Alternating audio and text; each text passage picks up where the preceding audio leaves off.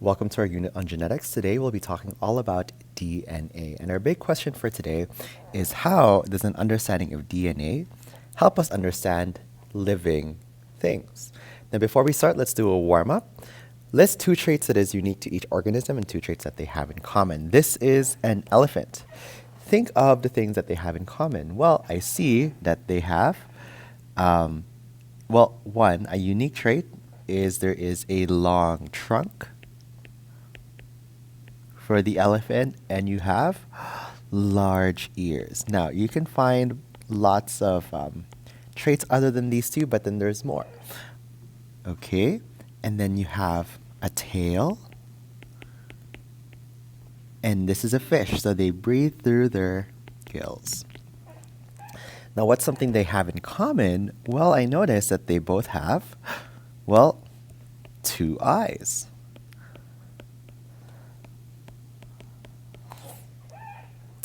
So, is that interesting? Why, while they can look really different, there's actually a whole lot more things that they have in common.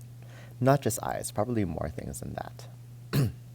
Now, what is the function of DNA? DNA is short for deoxyribonucleic acid, and it stores genetic information. So it holds information about how an organism is going to be. This information tells each cell what proteins to make and how to make them. Now, this is important because all those instructions end up to make proteins. And proteins are what make up all the cells in your body and controls all body functions. So without the DNA, there can be no proteins. Now, think, does everything have DNA? Does everything work like this? Well, for things to have DNA and to have proteins, it needs to first be alive. Okay? So coffee mugs aren't living, so it doesn't have DNA. Skin cells, well, cells is a living thing, so it does have DNA. Hair, is it living? Well, there are cells inside there, so it has some DNA. A little bit, and we'll talk more about hair later on. But a chair is not living, so it does not have DNA. Now, that is the function. That's what DNA does.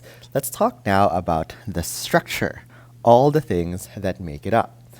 Well, first, where can we find the DNA? The DNA can be found inside the nucleus, okay? And that is part of the cell. And it is made up of smaller components called nucleotides. All right? So think of nucleotides as the building blocks of DNA. If I'm making a house made out of bricks, these would be the bricks. Okay? Now, what is a nucleotide? So nucleotides, again, are the building blocks of DNA. Nucleotides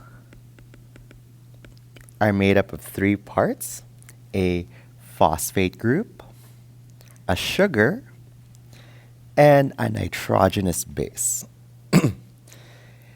Now, the thing that makes DNA a little bit different and the nucleotides a little bit different are the different kinds of nitrogenous base that you can have. You can have adenine, symbolized with an A, cytosine, symbolized with a C, guanine with a G, and thymine with a T. So these are the four different kinds of nitrogenous bases. All right? And again, nitrogenous bases are part of the nucleotides.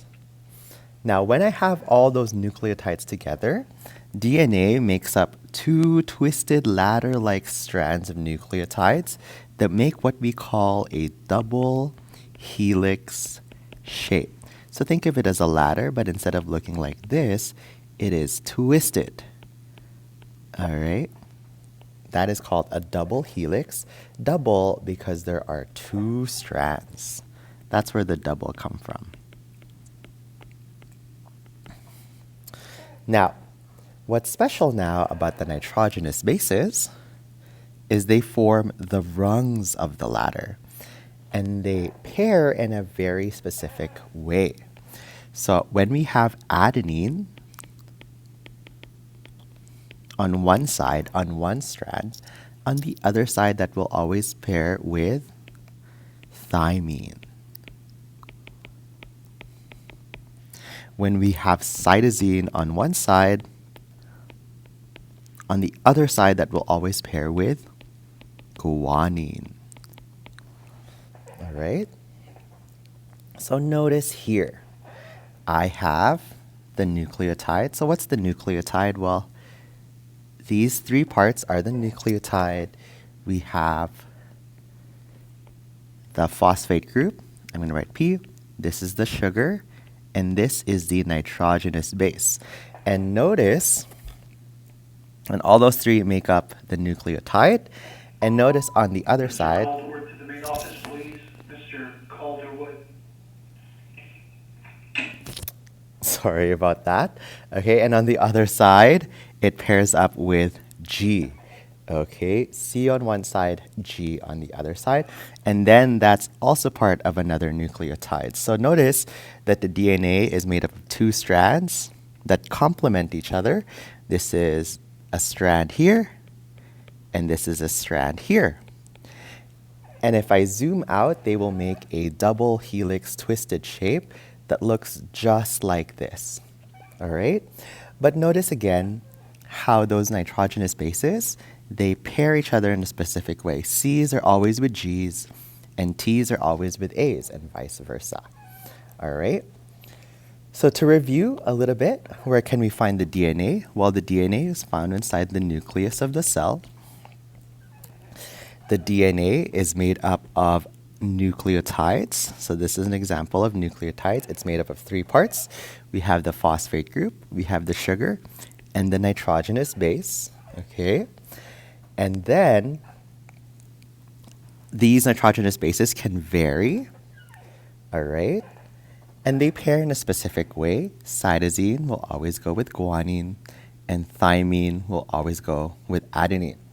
Now, to help you remember which one pairs with what, a memory tool here is that apples in a tree, cars in a garage. Where can you find apples? Where they're in a tree, cars in a garage, ATs and C's and G's. So let's do some practice here. Can you fill this out with the proper letters? All right, so let's just do one together. That's a G, so this will be a C, A, T, T, G, A, G, G, A. So hopefully you can fill out the rest, but remember, apples in a tree, cars in a garage. Now, how is DNA found in the cell? Now, for humans, each strand of DNA is 2 meters long. So that means in every single cell, you'll find your DNA. And that DNA, if I stretch it out, it's 2 meters long. Is that taller than you? Probably.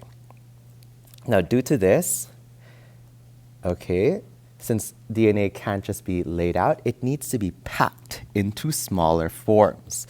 And the forms it takes depends on the stage of development. So just a review of grade 9. So we talked about the cell cycle in grade 9, all right? We have this interphase phase, which is the longest part of the life cycle of the cell. And this is when it does its regular stuff, okay? Let's say a skin cell is doing skin cell stuff, a hair cell does hair cell stuff, an eye cell does eye cell stuff. And then at some point, it's gonna have to reproduce and make more of itself.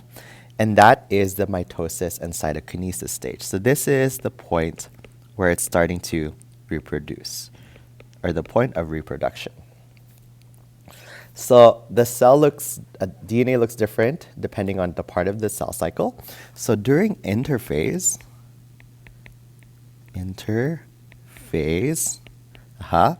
where cells is performing its regular functions, DNA is condensed as what we call chromatin. Okay, so we have the DNA here, okay, and it's starting to condense into forms like chromatin. Now, and chromatin is going to look like just a big ball of yarn, like that. Long ball of yarn. All right?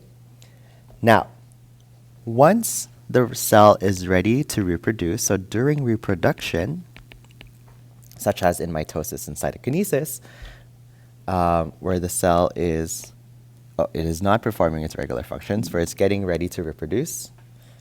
Okay. Oh, there you go. That shouldn't be there. DNA is condensed into what we call chromosomes. Okay. So, chromatin, this is during interphase. Okay. And when it's getting ready to reproduce, it moves into the shape, and it's called a chromosome. And that is during reproduction. Now, chromosomes are special, and that is what we'll move on to in the future. But how are chromosomes found in the cell? Now, human cells have 46 chromosomes and exist in pairs. Okay, that means you have 23 pairs. And that will give you a total of 46. Now these are organized into 23 pairs. For each pair, one chromosome is found from the biological father, and the other set of pairs comes from the biological mother. All right, so you have 23 pairs, 46 in total. 23 of those chromosomes come from mom, and the other 23 come from dad. Now over here we have a diagram showing what a karyotype looks like, or showing all of someone's chromosomes. This is called a karyotype. And it shows the set of chromosomes a person has. Now, notice that, let's say this is a person who's male. They have a pair of chromosomes, okay?